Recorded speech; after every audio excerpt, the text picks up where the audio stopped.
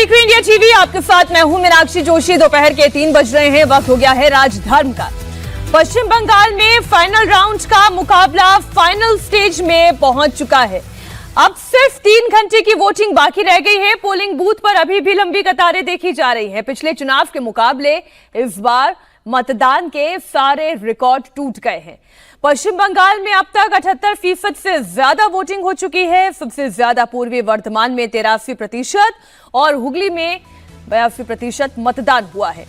हावड़ा में 79% वोटर्स ने अपने मताधिकार का प्रयोग किया है। नदिया में 78% वोटर्स वोट डाल चुके हैं। नॉर्थ कोलकाता में 77% मतदाता मतदान कर चुके हैं, तो साउथ कोलकाता में भी 75% से ज्यादा वोटिंग रिपोर्ट की गई है। नॉर्थ 24 परगना में 77% मतदान हुआ है, तो साउथ 24 परगना में भी 76% वोटिंग की खबर आ रही है। तो लोकतंत्र के लिहाज से आप देखिए, बहुत बड़ा दिन और इस महापर्व में मतदाता ने बढ़ चढ़कर अपने मताधिकार का इस्तेमाल किया है। तो हुगली में आप देखिए 82% मतदान हुआ, तो हावड़ा में आप देखिए 79% मतदान हो गया है। नॉर्थ कोलकाता की सीट पर 77% मतदान, तो साउथ कोलकाता में भी 75% मतदान हुआ। और अभी आप देखिए ये वोटिंग परसेंटेज और बढ़ेगा। नदिया यहां पर 78% मतदान हुआ है। नॉर्थ 24 परगना 77%, पूर्वी वर्धमान 83%, तो साउथ 24 परगना 76% मतदान की खबर आ रही है। बंगाल का फाइनल राउंड का मुकाबला और अब से ठीक 3 घंटे के बाद आप ये मानकर चलें कि ये मतदान प्रतिशत 90 के पार जाने वाला है। बंगाल का फाइनल रन अपने आखिरी 3 घंटे में पहुंच चुका है। एक एक सीट की, एक एक वोट की लड़ाई हो रही है। बड़ी खबर यह है कि ममता बनर्जी की सीट, जो सबसे हाई प्रोफाइल सीट भवानीपुर है, वहां भयंकर हंगामा हुआ है। टीएमसी कार्यकर्ताओं ने शुवेंदु अधिकारी को घेर कर नारे लगाए हैं। हंगामे पर काबू पाने के लिए सुरक्षा बल को हल्का लाठीचार्ज भी करना पड़ा। भवानीपुर से ममता बनर्जी के खिलाफ चुनाव लड़ रहे शुवेंदु अधिकारी पोलिंग बूथ का इंस्पेक्शन करने के लिए पहुंचे थे। और ये तो हर प्रत्याशी का अधिकार होता है कि वो अलग अलग पोलिंग बूथ पर पहुंचे, वहां पर देखें क्या मतदान ठीक तरीके से हो रहा है, कहीं भय का माहौल तो नहीं है, कहीं कोई परेशानी तो नहीं है। लेकिन वहां पर टीएमसी के कार्यकर्ताओं ने उन्हें घेर लिया और फिर नारेबाजी शुरू हो गई। शुवेंदु अधिकारी ने इसका जवाब दिया। उन्होंने कहा कि ममता बनर्जी का सफाया होने जा रहा है।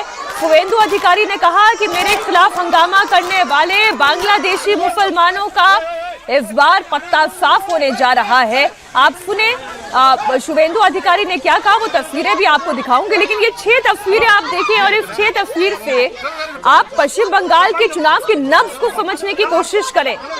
भवानीपुर, जहां पर शुवेंदु अधिकारी वर्सेस ममता बनर्जी हैं, और ममता बनर्जी भी एक एक पोलिंग बूथ पर घूम रही हैं। ग्राउंड रिपोर्ट यह है कि जहां जहां ममता बनर्जी पहुंचती है, थोड़ी देर के बाद शुवेंदु अधिकारी भी वहां पर पहुंचते हैं। और पहली बार है जब चुनाव में ममता बनर्जी अनकंफर्टेबल नजर आ रही हैं। तस्वीर नदिया की भी आपके सामने, जहां पर एक बीजेपी के पोलिंग एजेंट को लहूलुहान कर दिया है। तस्वीर भवानीपुर से, जहां बीजेपी कह रही है कि टीएमसी के गुंडे फर्जी वोटिंग कर रहे थे। शुवेंदु अधिकारी ने वहां पर पहुंचकर उन्हें पकड़ लिया। पब्लिक ने भी फर्जी वोट डाल रहे टीएमसी के गुंडों का विरोध किया, तो हंगामा शुरू हो गया। हंगामा शांत करने के लिए सुरक्षा बल को लाठीचार्ज करना पड़ा, उन्हें वहां से खदेड़ना पड़ा। पहले ये तस्वीरें आप देखें।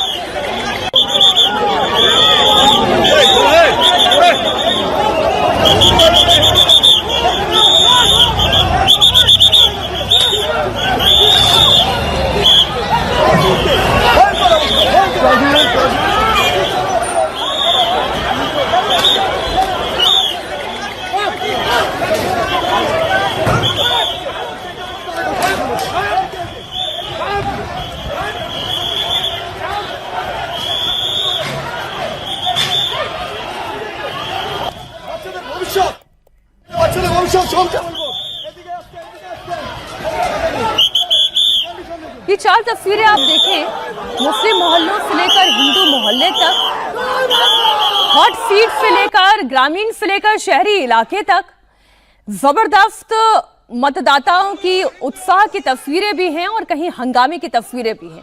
शुवेंदु अधिकारी का कहना है कि उनके खिलाफ नारेबाजी करने वाले सभी बांग्लादेशी मुसलमान हैं। ममता बनर्जी का इस चुनाव में सफाया होना तय है।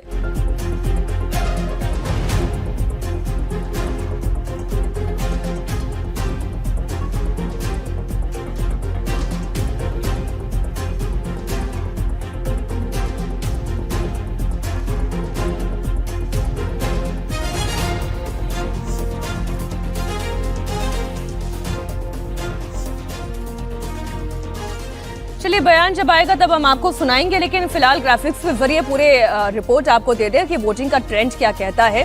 स्टूडियो में हमारे साथ मेहमान पूर्व कमल दत्ता जी हैं, पॉलिटिकल एनालिस्ट है। हमारे साथ प्रियो बंधु मीडिया के सुदर्शन घोष भी हैं और साथ ही पॉलिटिकल एनालिस्ट रजत सेठी भी हमारे साथ जुड़े हुए हैं और तमाम संवाददाता जो लगातार ग्राउंड जीरो से एक रिपोर्ट हम तक पहुंचा रहे हैं। उसके बीच में वोटिंग का ये ट्रेंड आपके सामने।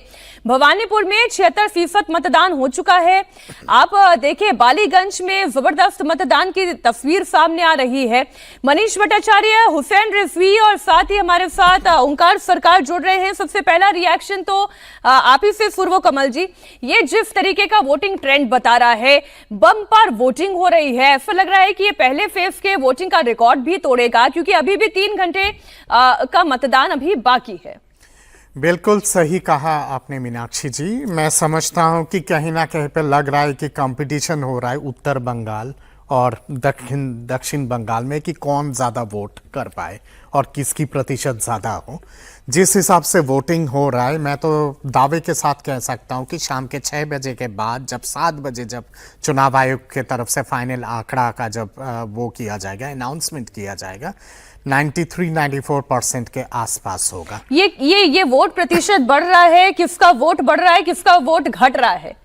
ये कहीं ना कहीं पे 2 चीजें हो सकती है। या तो कि दीदी की इतनी शानदार ट्रैक रिकॉर्ड अगर रही है तो 15 साल के ट्रैक रिकॉर्ड के लिए प्रो इनकम्बेंसी का वोट है, और या तो फिर लोग आशोल परिवर्तन चाह रहे हैं बंगाल में। मैं बंगाल में गया हूँ, बंगाल से होके आया हूँ। मैं जानता हूँ कि खेला होबे और आशोल खेला होबे के बीच में टक्कर है, और जिस तरह के घटनाक्रम हुआ है बंगाल में पिछले 15 साल से, चाहे वो स्कैम की लंबी फिरिस्ती हो या फिर महिलाओं के ऊपर जिस तरह का घटिया जितने सारे दुर्घटनाएं हुई है, उसके साथ साथ रोहिंग्या घुसपैठ, ये सब तो मुद्दा है ही। SIR भी एक फैक्टर है। तो लगता है कि कहीं ना कहीं पे इस बार 4 मई को सही में शायद आशोल परिवर्तन हो जाएगा बंगाल में, और वो कहीं ना कहीं पे ममता दीदी के चेहरे पे भी कहीं ना कहीं पे दिखाई दे रहा है। पहले बार मैंने देखा है कि माननीय मुख्यमंत्री जी के चेहरे पे कहीं ना कहीं पे एक सेंस ऑफ फैटिग है, कहीं ना कहीं पे एक सेंस ऑफ फियर है। ममता दीदी जो जानी जाती है ट्रेंड सेट करने के लिए और अपने चीज एजेंडा को डिक्टेट करने के लिए, और बाकी सब विपक्ष के लोग उसको फॉलो करते हैं, इस बार उल्टा हुआ है कि भारतीय जनता पार्टी ने एजेंडा सेट किया, ममता दीदी ने रिएक्ट किए है उस पे, और भवानीपुर के अंदर भी सेट किया और ममता दीदी ने रिएक्ट किया। सुशील घोष, जो यहाँ पे पूर्व कमल जी कह रहे हैं कि क्या वाकई में वो फैटिग फैक्टर अब ममता बनर्जी में दिखाई दे रहा है? क्योंकि मैंने जो अभी तक भवानीपुर से तस्वीरें देखी है, जहां जहां ममता बनर्जी जा रही हैं, थोड़ी देर बाद शुभेंदु अधिकारी पहुंच रहे हैं, ममता बनर्जी के अंदर पहली बार ऐसा है कि वो अनकंफर्ट दिखाई दे रहा है। क्या वाकई भवानीपुर में भी खेला होबे और आशोल खेला होबे, क्या रकम खेला होबे? एकदम बंगाल से जो अपडेट अभी आ रहा है, वी कैन इजीली से done and dusted, game over. यहाँ पर और कुछ नहीं हो सकता है। देखिए, भवानीपुर से पहले मैं एक चीज बोलना चाहता हूँ। अभी मैं फिलहाल मेमारी का जो विधानसभा है, वहां पर मेरे दोस्त मानव घो फाइट कर रहा है बीजेपी कैंडिडेट होके, तो उसका जो वार रूम है वो पूरा मैं मैनेज कर रहा हूँ। तो आप समझ लीजिए 2 वार रूम हमारा चल रहा है, और मैं उसके बीच में ये टीवी शो में आया हूँ। तो कितना सिचुएशन अंडर कंट्रोल है तभी मैं ये कर पा रहा हूँ। और लास्ट बार 2021 में ये जो पूर्व वर्धमान डिस्ट्रिक्ट है जहाँ पर बम्पर वोटिंग हो रहा है इस बार, वहां पर 1607 टीएमसी के लिए। तो उस जिले में अगर ये हाल है, तो भवानीपुर जहां पर बहुत सारे इलेक्शन में टीएमसी ऑलरेडी पीछे चल रहा था, तो वहां पर तो ममता बनर्जी का हार का तैयार है। देखिए, एक्चुअली शुभेंदु अधिकारी को नथिंग टू लूज, नंदीग्राम वो जीत रहा है, ये ट्रेंड सेट हो गया है। तो अभी अगर वो भवानीपुर जीतता है तो ये कंफ्यूजन आता है कि कहां से उनको रेजिग्नेशन देना पड़ेगा, कहां पर वो बाई इलेक्शन होगा। तो शुभेंदु अधिकारी को भवानीपुर हारने जीतने का ऐसे कुछ है नहीं। ऊपर से अगर ममता बनर्जी यहाँ पर हार जाती है, पहले 2021 में उसने नंदीग्राम में शुभेंदु अधिकारी के साथ हार गए, उसके बाद भवानीपुर में आके उनको हरा दिया, तो ममता बनर्जी का तृणमूल कांग्रेस का द एंड, पॉलिटिक्स का द एंड हो जाएगा यहाँ पर। और यही चीज यहाँ पर हो रहा है। आप बोलिए इसके पहले मैं आपके पास आती हूँ घोषदा, लेकिन पहले एक शुभेंदु अधिकारी का कमेंट आ रहा है, वो जरा सुना देते हैं। पूरा प्रदेश में अभी सीओ ने ऑर्डर कर दिया 4 से ज्यादा आदमी जहां खड़ा होगा उसको खदेड़ने के लिए जो मर्जी सेंट्रल फोर्स करना चाहिए, गैस लाठी सब अलाउ कर दिया अभी।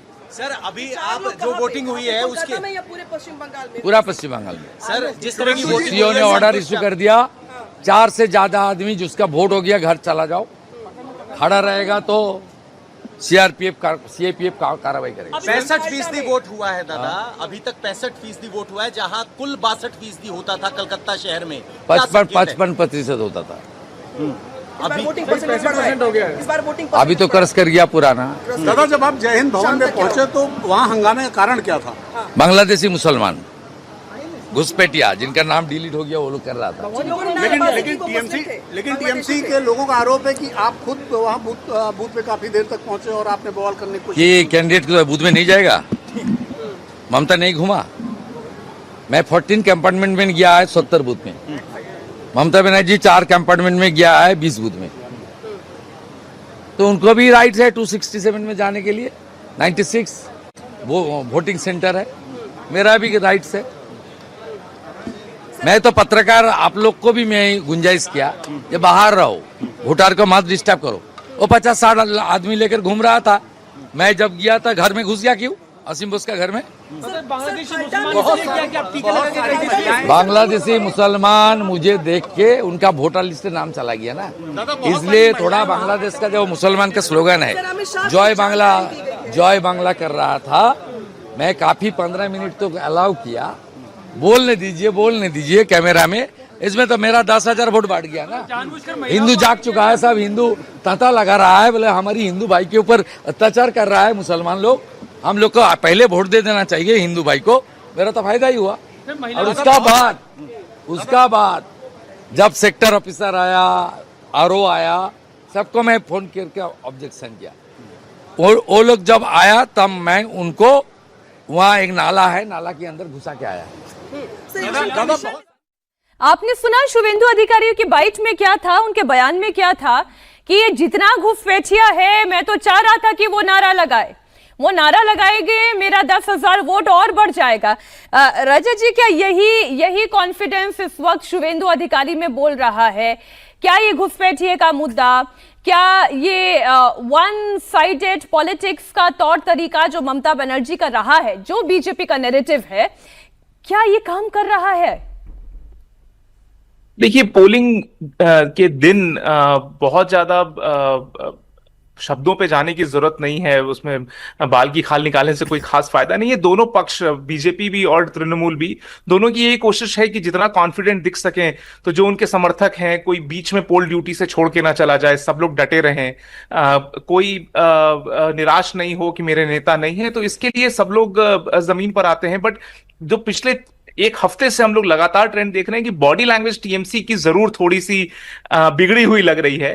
और मुझे इसका प्रिंसिपल रीजन ये लगता है, जहां 2000 से ज्यादा कंपनी सीआरपीएफ की, सेंट्रल आर्म फोर्सेस की लगाई गई हैं, तो कम से कम जो भय से और दहशत फैला के चुनाव होता था बंगाल में, रिकॉर्ड स्तर पे भय होता था, वो इस बार कम से कम दिख नहीं रहा है।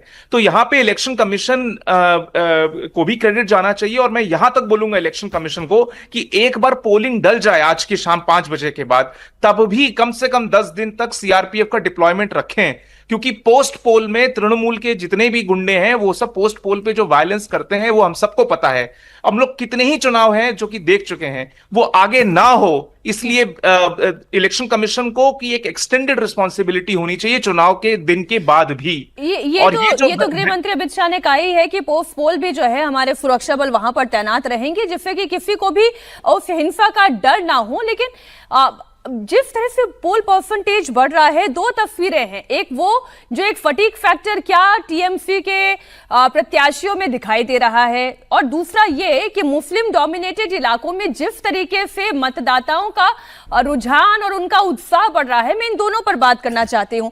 मनीष हमारे साथ जुड़े हुए। मनीष, फाल्टा की ही मैं बात करूं तो वहां की एक तस्वीर मैंने देखी, जिसे अमित मालवीय बीजेपी के नेता ने भी पोस्ट किया कि इतना इंटेंस ये चुनाव है, इतनी बड़ी संख्या में सेंट्रल रिजर्व फोर्सेस आके खड़ी हुई हैं, तब भी हिम्मत देखिए कि बीजेपी के चुनाव चिन्ह के आगे टेप लगा दिया गया। हिम्मत देखिए फाल्टा में कि तृणमूल के कार्यकर्ता सड़क पर आकर हंगामा कर रहे हैं, लाठीचार्ज कर उन्हें खदेड़ना पड़ रहा है। ये ट्रेंड क्या बता रहा है फाल्टा का? हाँ देखिए मीनाक्षी, एक तस्वीर तो ये आई बूथ की, लेकिन एक तस्वीर जब ये सामने आई कि जब कोई विरोध प्रदर्शन करने की कोशिश कर रहा था उसे लाठी डेढ़ के खदेड़ा गया, तो यकीन मानिए दक्षिण 24 परगना में बैठे हुए घर में जो लोग ये विजुअल्स देख रहे थे उनके मन में एक बहुत आत्मविश्वास जगा है। और कई लोग बोल रहे हैं कि शायद ये बंगाल के चुनाव की हिस्ट्री में ऐसा पहली बार हुआ है कि दक्षिण 24 परगना में इस तरीके से जिस हिंसा का जो लेवल होता था डायमंड हार्बर और जो आसपास के जो इलाके हैं वो तो एकदम उस तरीके का नहीं रहा है। और इस वजह से वो लोग घर से निकले और वोट देने के लिए निकले हैं और महिलाओं की लंबी कतारें लगी हुई हैं। मुस्लिम डोमिनेटेड इलाका है, लेकिन अधिकांश जिस जगह पे पूरे इलाके में मैं घूमा हूं, तमाम लोगों से खूब बातचीत की ऑफ कैंप, तो उन्होंने कहा है कि इस बार बड़ा अच्छा लग रहा है हमें। पहले तो हम बूथ तक के जा नहीं पाते थे, लेकिन बूथ तक जा रहे हैं, बातचीत कर रहे हैं। इनफैक्ट लोग जो घर से निकल जो उनसे हम हंसते खेलते माहौल में बातचीत करते हुए जा रहे हैं। आमूमन चुनाव में दक्षिण 24 परगना में स्पेशली इस इलाके में इस तरीके की तस्वीर नहीं होती थी और दिन तक में तो हिंसा का चरम इस तरीके का होता था कि वहां पर बड़ी बड़ी फोर्स तो आती थी लेकिन तब तक के बहुत कुछ हो जाता था। लेकिन इस बार इस तरीके का सिनेरियो कहीं भी देखने को नहीं मिला, खासतौर पर दक्षिण 24 परगना में। और यही वजह है कि पार्टी को जो भी हो, लेकिन वो कॉन्फिडेंट नजर आ रही है कि लोगों को बूथ तक पहुंचाना एक जब बड़ा चैलेंज हुआ करता था। पत्रकार के नजरिए से इम्पोर्टेंट ये है कि मतदाता मतदान के लिए बाहर निकले और बिना किसी डर के निकले। कई बार मतदाता ऑन कैंप बात करता है, कई बार ऑफ कैंप बात करता है, उससे एक बार ये पत्रकारों को ट्रेंड समझ में आ जाता है कि दिशा क्या है इस चुनाव की। पश्चिम बंगाल में वोटिंग के दौरान एक तस्वीर आई दक्षिण 24 परगना से ही, जहां आप देखें इतना बवाल जो है वो और बढ़ सकता था, क्योंकि इससे पहले ऐसी तस्वीरें दक्षिण 24 परगना भीड़ एकत्रित हुई, माहौल खराब करने की कोशिश हुई, लेकिन यहाँ पर सेंट्रल रिजर्व फोर्सेस पहुंची और हंगामे को पूरी तरह से शांत कर दिया गया। पश्चिम बंगाल के फाल्टा की ही रिपोर्ट आपको दें, 91.5% वोटिंग। अब ये देखें ये कैसे हो रहा है, मुस्लिम कितनी बड़ी संख्या में मतदान के लिए बाहर निकल रहा है, क्योंकि हम जान रहे हैं कि ऐसी सीट है जहां पर पिछली बार भी वोट प्रतिशत बहुत अच्छा रहा था। इस बार भी जो संभावना है कि क्या ये हो पाएगा, फाल्टा सीट पर 76% वोटिंग हुई है, जो कि पिछली बार 91.5% वोटिंग थी। अभी भी 3 घंटे का समय बाकी, अब तो 2.5 घंटे का समय हम कहें। इस पर हम चर्चा कर लेते हैं। हुसैन, देखिए आप जितने मुस्लिम मोहल्लों में पहुंचे हैं, चाहे आप चौरंगी सीट की बात कर लें, जितने मतदाताओं से आपने चर्चा की, कोई डिवाइड वहां नहीं दिखाई दे रहा है और इतना उत्साह मुस्लिम वोटर्स में दिखाई दे रहा है कि वो निकलना चाहते हैं और सिर्फ दीदी की बात कर रहे हैं।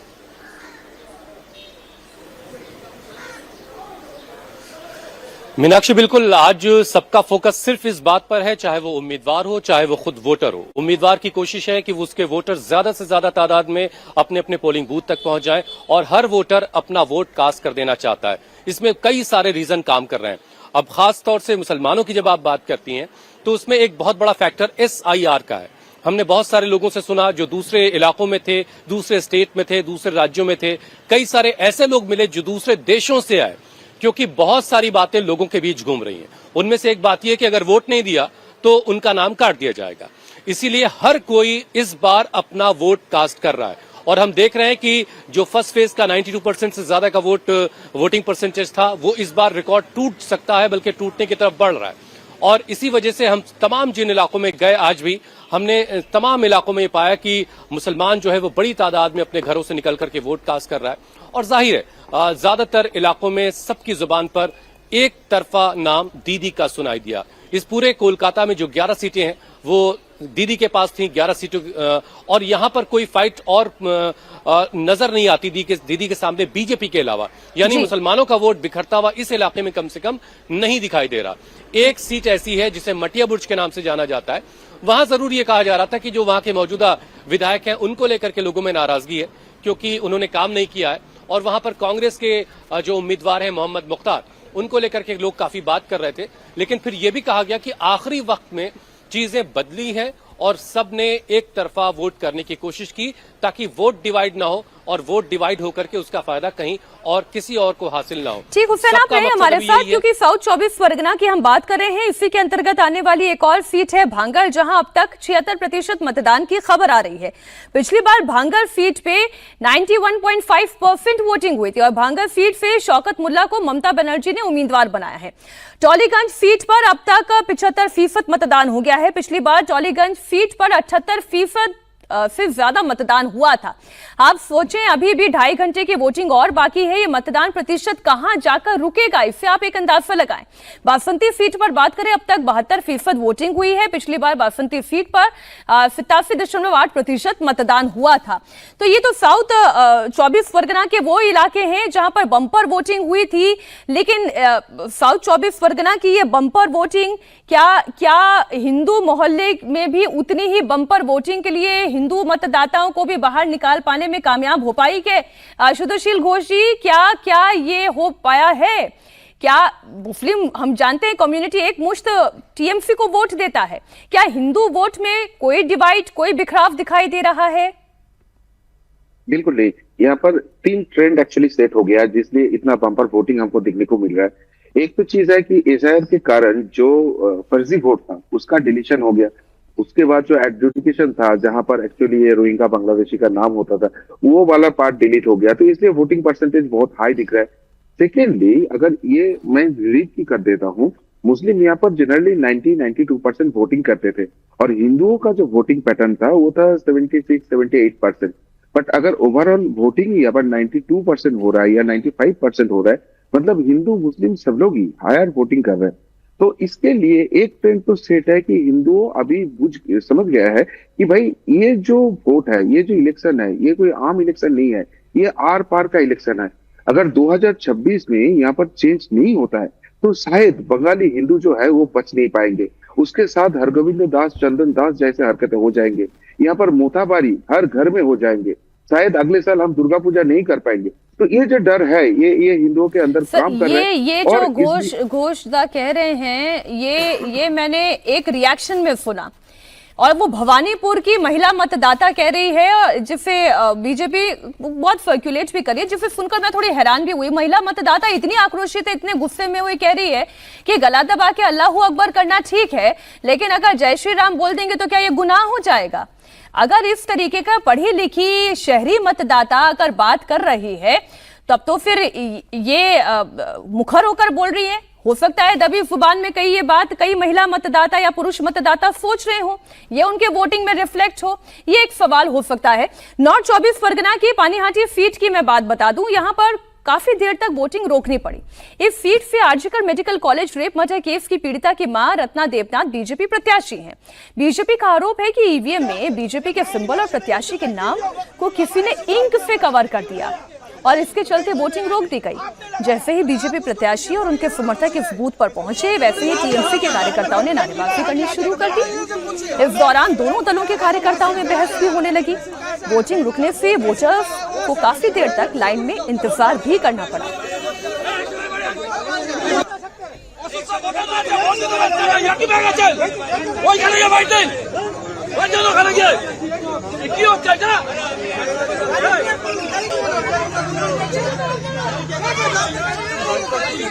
आप जानते हैं कि पश्चिम बंगाल में ये जो एम फैक्टर है, यानी कि महिला फैक्टर है, ये कितना महत्वपूर्ण है। एक तस्वीर और आपको दिखा रही हूँ पानीहाटी सीट की तस्वीर। नॉर्थ 24 परगना में बीजेपी प्रत्याशी के पहुंचते ही टीएमसी के लोगों ने हंगामा शुरू कर दिया। पानीहाटी से बीजेपी उम्मीदवार रत्ना देवनाथ कुछ लोगों के साथ पोलिंग बूथ पर पहुंची थी और हर प्रत्याशी अलग अलग पोलिंग बूथ पर पहुंचता है। इसके बाद टीएमसी के लोगों ने वहां पर नारेबाजी शुरू कर दी। उनका आरोप है कि बाहरी लोगों को लेकर रत्ना देवनाथ वोटर्स को धमकाने के लिए पहुंची थी।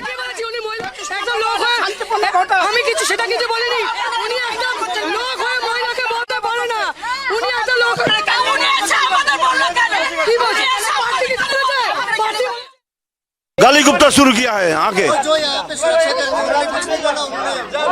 ना आदमी लोग खड़ा हुआ है वोट नहीं जाने के लिए।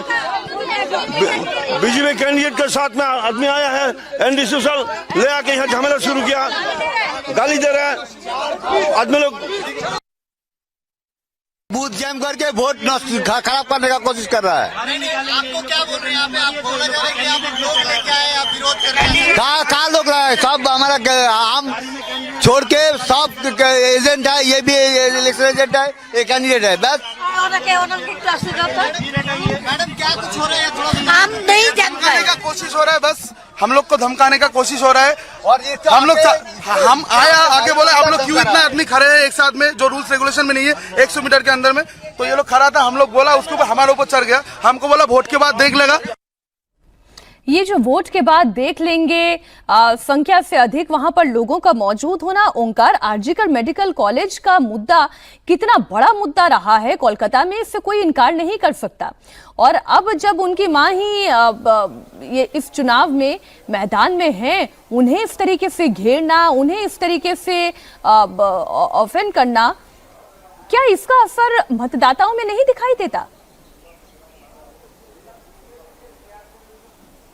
जी देखिए, अलग अलग समय पे देखा गया है, सुबह से रत्ना देवनाथ उन्होंने आरोप लगाया है कि वो जब खुद वोट डालने गई तो उनका मशीन में कुछ प्रॉब्लम दिखे, क्योंकि वो जब अपने बटन को दबाए तो दबाने के बाद उन्होंने कहा कि ये आवाज बहुत देर पे आया। तो ये सबसे पहले उन्होंने आरोप लगाया। इसके बाद जैसे कि देखा गया कि वो उन्होंने वोट का जायजा लेने के लिए अलग अलग बूथ पे जब घूम रहे थे, तभी एक बूथ पे जाने के बाद उन्होंने ये आरोप लगाया कि उनके सिंबल के ऊपर इंक डाला गया है। उसके बाद जब वो ये आरोप लगा रही थी तो तभी देखा गया कि टीएमसी के समर्थक ने उनके ऊपर घेर लिया और उनको देख के जमकर नारेबाजी भी किया गया। तो ये कहीं ना कहीं उसके बाद एक तो सवाल पैदा होता है कि बूथ के 100 मीटर के अंदर ऐसे बवाल मचना। हालांकि तुरंत वहां पर जो ऑफिसर थे, पुलिस ऑफिसर थे, इसके अलावा सीएपीएफ थे, वो तुरंत इस मामले पे हस्तक्षेप किए और उन सभी लोगों को वहां से हटा दिया गया। लेकिन कहीं ना कहीं ये तो सवाल पैदा होता ही है कि जब अभया का मां वो खुद एक उम्मीदवार बनी है, चाहे वो जिस पार्टी से भी हो, तो वो उम्मीदवार बनी है, तो उनके लिए कोई तो सहानुभूति चाहिए। तो लेकिन ये नहीं देखा गया कि उनके ऊपर भी एक ही तरफ से हमलावर किया गया, उनके पार्टी के जो एजेंट थे उनके ऊपर भी हमला किया गया, उनको धमकाया भी गया। तो ये कहीं ना कहीं एक तो सवाल पैदा होता ही है। ये रजत जी, जिस तरीके की तस्वीर इस वक्त पश्चिम बंगाल के अलग अलग क्षेत्रों में आ रही है, मैं दरअसल दर्शकों के सामने एक वो पिक्चर रखना चाह रही हूँ जहां पत्रकारों का असेसमेंट क्या है, जहां एनालिस्ट का असेसमेंट क्या है। 6 बजे के बाद तो एग्जिट पोल के रिजल्ट भी आने शुरू हो जाएंगे और उसके बाद तो कहानी अलग होगी। लेकिन इस वक्त जो ट्रेंड दिखाई दे रहा है, इस ट्रेंड में बीजेपी आगे जा रही है, टीएमसी लीड कर रही है, या मुकाबला एकदम कांटे का है?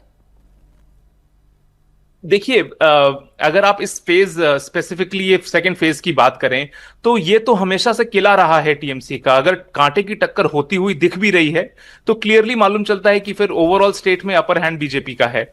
अगर आप मैं तो जो खबरें सुन रहा हूं अपने कोलकाता के संपर्क से, बदलाव के लिए एक एक्सेप्टेंस है जो कि पूरे इस ग्रेटर कोलकाता की जो 35 सीटें थी वहां पर एक्सेप्टेंस भी नहीं था इसके पहले। लेकिन मुझे लगता है कुछ बदला है और ये रिफ्लेक्ट बॉडी लैंग्वेज में हो रहा है। अगर आप कार्यकर्ताओं को देखिए टीएमसी के, जिस तरह से पिछले 2-3 दिनों से उनकी जो भाव भंगिमाएं रही हैं, थोड़ा सा लगता है कि कॉन्फिडेंस जरूर हिला है। मैं कह रहा हूं कि अगर आप वार्ड इलेक्शंस को भी देखिए, आप बहुत पीछे भी मत जाइए। जब तृणमूल सरकार की पूर्ण बहुमत की सरकार थी और लोकल बॉडी इलेक्शन हुए कलकत्ता में, तो कितने सारे वार्ड, भवानीपुर के करीब 8-9 वार्ड में से 5 वार्ड बीजेपी ने जीते थे। तो कोई बहुत आश्चर्य कर देने वाली घटना नहीं होगी अगर दीदी स्वयं हार जाए अपना चुनाव। कुल मिलाके ओवरऑल जो ट्रेंड दिख रहा है, कांटे की टक्कर है। और अगर कांटे की टक्कर में बराबरी से भी सीटें बढ़ती हैं टीएमसी बीजेपी में, तो जो बाकी फेज 1 में जो बढ़त, नेचुरल बढ़त रही है वहां बीजेपी की, तो ऐसा हो सकता है कि बीजेपी मैजिक नंबर के आसपास पहुंच जाए। नहीं तो फिर ये दत्ता साहब होगा कैसे? मैं तो क्योंकि 2021 के नतीजों के आधार पर ही एसेस करने की कोशिश कर रही हूं। हाँ, एक ट्रेंड जरूर दिखाई दे रहा है कि 2021 में मतदाता बोलता नहीं था।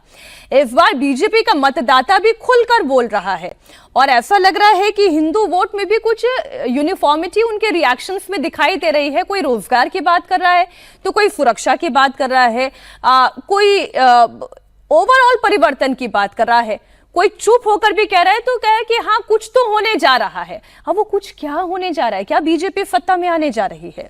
मीनाक्षी जी, वो जो कुछ है वो कुछ बहुत कुछ कहता है और वो कुछ कहीं ना कहीं पे आशल परिवर्तन की तरफ दिशा इंगित करता है। दो चीज़ें आपको यहाँ पे बता के इसको समझाने की कोशिश करता हूँ। पहला ये है कि पानीहाटी में माननीय प्रधानमंत्री जी का जो रैली हुआ था, उसके बाद कहीं ना कहीं पे भूकंप जैसा हो गया था तृणमूल कांग्रेस के अंदर। तो आज जितने सारे घटनाएं हुई हैं वो तो अंडरस्टूड है कि वो सारी चीज़ें होता और वो नेचुरल है। अब बंगाल में आज छुटफुट बारिश हुई तो छुटफुट ऐसे वायलेंस भी हुई है, और ये अपने आप में चमत्कारी चीज़ें है कि जिस बंगाल रक्त रंजित इतिहास के लिए जाना जाता है चुनाव के दौरान, वहाँ पे आज के पोलिंग के दौरान किसी भी बूथ से किसी भी सीरियस इंजरी या फिर मौत की खबर नहीं आई है। पिछले बार के चुनाव में लगभग 50 के आसपास लोग ग्रीवियसली हर्ट हुए थे या फिर मौत हुई थी। ये अपने आप में एक बहुत महत्वपूर्ण चीज़ है, और इसके लिए मैं बधाई देता हूं सेंट्रल पैरामिलिट्री फोर्सेस को और चुनाव आयोग को कि जिस हिसाब से लामबंदी की है उसके चलते सारे जितने सारे गुंडे हैं सबकी हवा निकल गई है। ये कौन सा लॉजिक होता है कि बीजेपी के सारे जो है वो एंटी सोशल है और आपके जितने सारे हैं वो तो फूल चंदन वाले हैं ना, मतलब कि एकदम संत महात्मा है। दीदी की दो बातें मैं यहाँ पे उल्लेख करता हूं। एक, उन्होंने एक रैली के दौरान कहा था कि अगर तृणमूल रही तो फिर मुलाकात होगी, जोदी तृणमूल थाके आबार देखा होबे, ये उनका शब्द है और पब्लिक मीटिंग पे ये बात बोली। दूसरी बार उन्होंने जो किया परसों, जब 200 मीटर दूर भाजपा की रैली हो रही थी शुभेंदु अधिकारी की, उन्होंने कहा कि আমাকে माफ करे दो, আমি এখানে संबोधन करते पारबो ना, मतलब कि मैं इस जनसभा को नहीं कर पाऊंगी, मुझे माफ करो। ये कहीं ना कहीं पे दर्शाता है कि किस तरह से मतलब कि बैकफुट पे है। मैं जब बंगाल में घुमा हूँ, नेचुरल है कि जो नॉन बंगाली तमाम जितने सारे एंकर रिपोर्टर है उन लोगों को शायद उतना ओपनली चीजें ना बताए, पर हम लोग तो जब जाते हैं वो गांव की जो महिलाएं हैं उनके साथ जाके शोरशो माछ खाते हैं, दही माछ खाते हैं और फिर बातें करते, बोदी बोलो तो पीसी बोलो तो, इस तरह से तो धीरे धीरे करके खोलते हैं। दो तीन चीजें ग्रामीण बांग्ला में मैं आपने ये जो बोला ना बोदी है ना, आपके भाभी बताओ तो, दीदी बताओ तो, अब मुझे ये बताइए कि ये महिला वोटर कहाँ जा रहा है? वही उसी पे आ रहा हूं मैं मीनाक्षी जी, कि महिलाओं की ही मैं बात कर रहा हूं। ग्रामीण बांग्ला पे, चाहे उत्तर बंगाल हो दक्षिण बंगाल हो, वहां पे बहुत सारे महिला वोटर ने, चाहे वो पीसी हो चाहे वो बौदी हो, उन लोगों ने कहा है कि दादा मुखे तृणमूल चुपचाप पद्म फूल, यानी कि जुबान पे तो तृणमूल पर चुपचाप पद्म फूल। ये हकीकत है और इसके पीछे बहुत सारे कारण हैं। बहुत सारे महिलाओं ने कहा है कि हमें भाता नहीं चाहिए। भाता अगर लखीर भंडारी अगर लेना है तो 3000 क्यों नहीं, 1700 क्यों? भाता नहीं चाहिए, हमें रोजगार चाहिए, हमें शाखा पौला सिंदूर की इज्जत चाहिए, यानी कि सिंदूर और बंगाली मैरिड महिलाएं जो शाखा और पला पहनती है उसकी सुरक्षा चाहिए।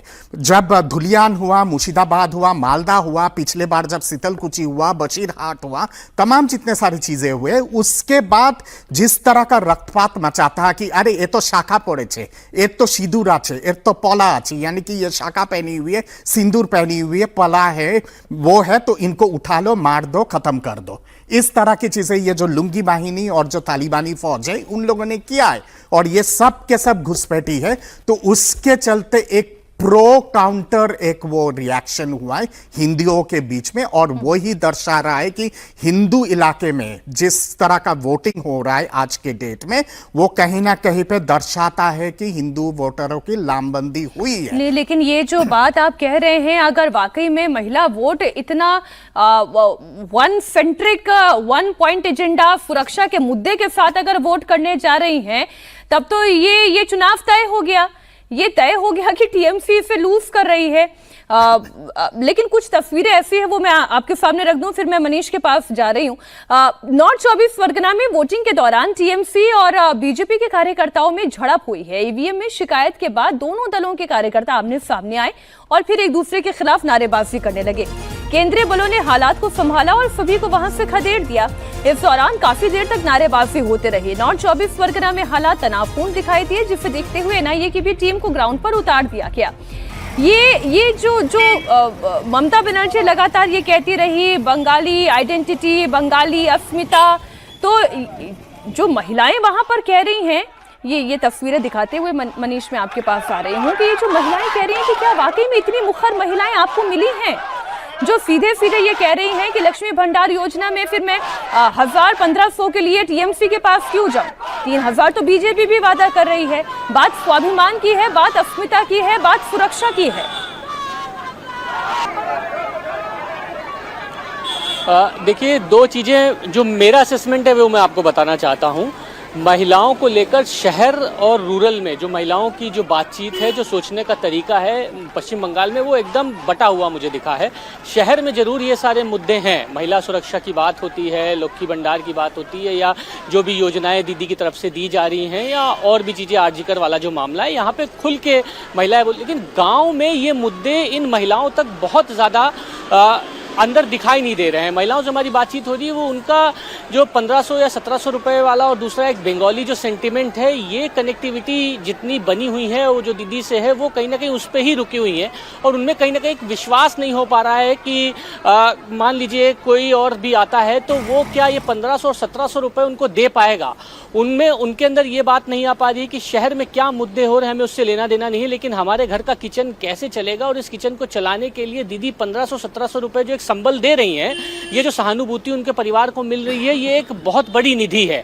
और कहीं ना कहीं इस निधि के साथ साथ बंगाली सेंटिमेंट, बंगाली भाषी, बंगाली बातें, लोग जो कहीं ना कहीं वहाँ उनके घर तक पहुँच रहे हैं, ये बातें बहुत उनके घर की हुई हैं। और इस चीज़ को लेकर जो रूरल जो जगह की, जो गांव की जो महिलाएं हैं, वो कहीं ना कहीं कनेक्ट है। इस तक के बीजेपी थोड़ा सा नहीं पहुंच पाई है, ये मुझे ऐसा फिलहाल लग रहा है, क्योंकि यही ऐसी चीज है जहां पे महिलाएं खुल के बोलती हैं। जब बूथ पर तो वो कहती हैं कि भाई हमारा घर तो चल रहा है, हमें 1500-1700 रुपए से चाहिए, लेकिन अभी क्या विश्वास है कि आगे मिलेगा कि नहीं मिलेगा, क्योंकि 2021 के बाद से फ्रीक्वेंटली उनके अकाउंट में पैसा जा रहा है। इस चीज को वो खुल के बोल भी रही है।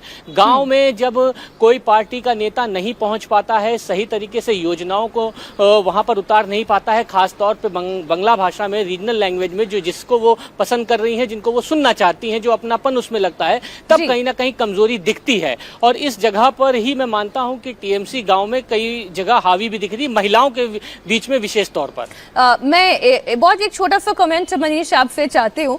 ये जो 142 सीटों का रण हम अभी दिखा रहे हैं, आपका अपना असेसमेंट क्या है? मुकाबला कांटे का है, या टीएमसी एज पर है, या बीजेपी एज पर है? देखिए, मेरे पास जितनी जानकारी जो मैं अपने लोगों से बातचीत और जो मैं रुझान देख पा रहा हूँ, एकदम कांटे का टक्कर है। क्योंकि पहली बार इस चुनाव में दक्षिण 24 परगना में वोटिंग टर्नआउट बहुत तेजी से बढ़ा है। जहां मुस्लिम वोट बैंक तो है, लेकिन हिंदू जो वोटर हैं, महिलाएं, वो घर से निकली हैं और वोट दी हैं। और यहाँ पर अगर थोड़ा बहुत भी मार्जिन बीजेपी को एज पे आता है या बढ़त मिलती है, तो बहुत अप्रत्याशित नतीजे होंगे। हुसैन, आपका अपना आकलन क्या है? इन 142 सीटों में जितने रिएक्शंस आपको मिले हैं, क्या आप असेसमेंट कर पाए हैं? मीनाक्षी, देखिए, ये अगर आप पिछले विधानसभा चुनाव के मद्देनजर में जब आप कंपेयर करेंगे, तो ये जो सेकंड फेज है, ये टीएमसी का कहा जाता है।